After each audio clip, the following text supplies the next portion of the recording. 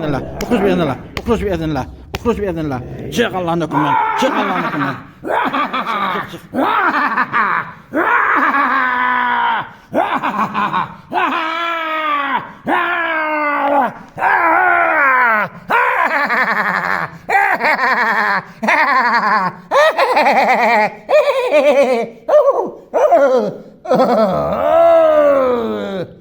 Yaram.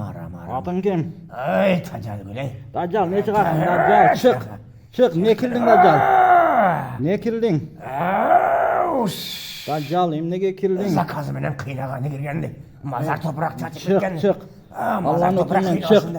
Müslümansın be La ilahe illallah. Müslümansın be Müslüman.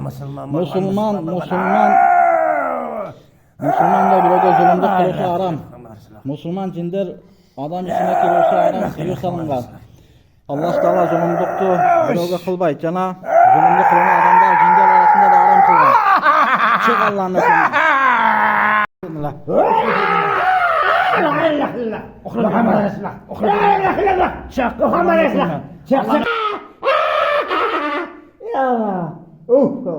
Ne oldu Daccal? Kıynav atasın be? Çık. Cemil'de kaldınız mı? Elhamdülillah.